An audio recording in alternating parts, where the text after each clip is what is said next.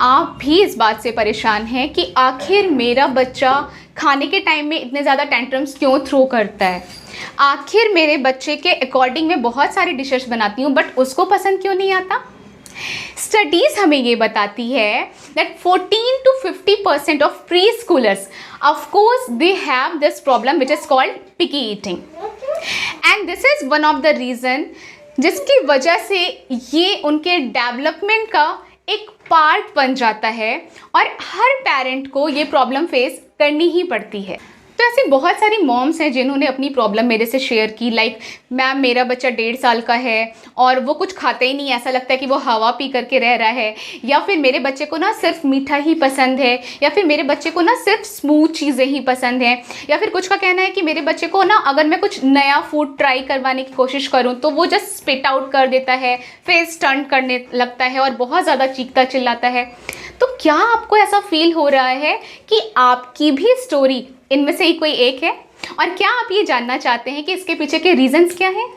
तो ऐसे बहुत सारे रीजंस हैं जिसकी वजह से बच्चों में पिकी ईटिंग या फसी ईटिंग जैसी प्रॉब्लम्स देखने को मिलती है, और जिनमें से सबसे पहला रीज़न है सेंसरी कनेक्शन।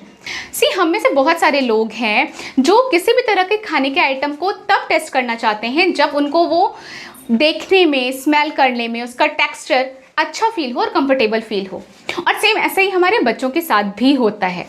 और वो चीज़ें जिसके साथ हमारे बच्चे कंफर्टेबल फील नहीं करते हैं वो उसको ट्राई भी नहीं करना चाहते हैं। I mean just think about something which is very uncomfortable to you, like nail on a chalk board. I understand कि ये बहुत सारे लोगों के लिए बहुत इंटेंस फीलिंग होती है, राइट? और सेम ऐसा ही जब हमारे बच्चे फील करते हैं किसी नए फूड आइटम को लेकर के, तो वो भी कंफर्टेबल फील नहीं करते और इसलिए ट्राई करना नहीं चाहते। आई mean just think about a omelette on their plate. इसके साथ एक और रीज़न है, and that one is regarding pressure. Pressure बच्चों के लिए ना this is death of healthy eating behaviour.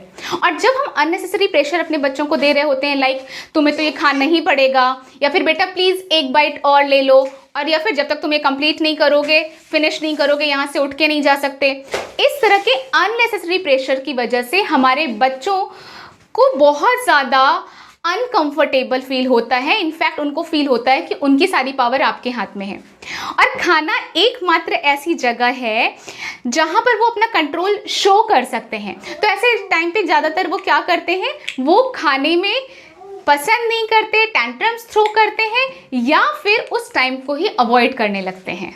इनमें से एक और रीज़न है, and that one is a lack of schedule of मील।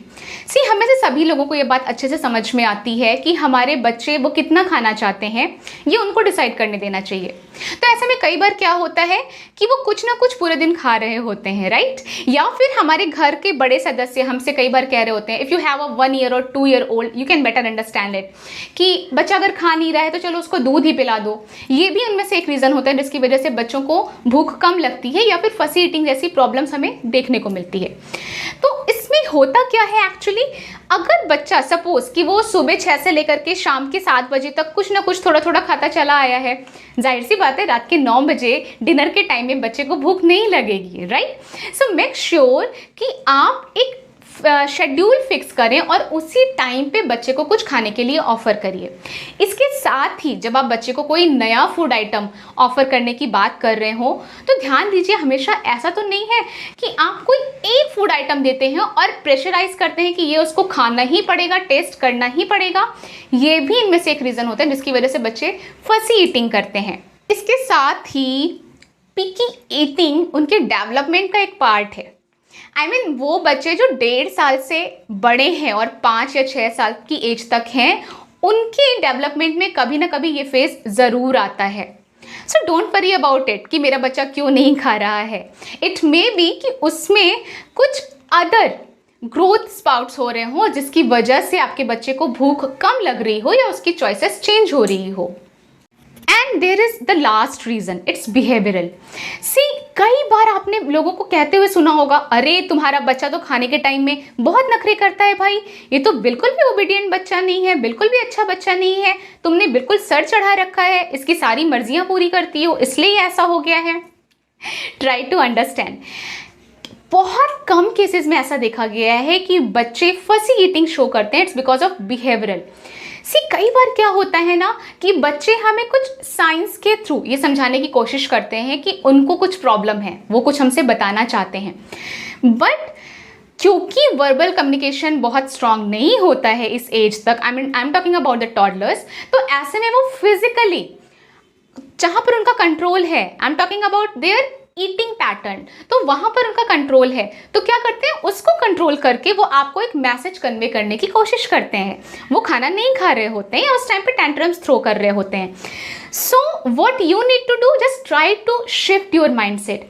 ये कहने के बजाय कि मेरे बच्चे तो बहुत नखरा करते हैं, खाना नहीं खाते, मुझे परेशान करते हैं, जानने की कोशिश करिए कि आखिर आपके बच्चे के इस बिहेवियर के पीछे के रीजंस क्या क्या हैं।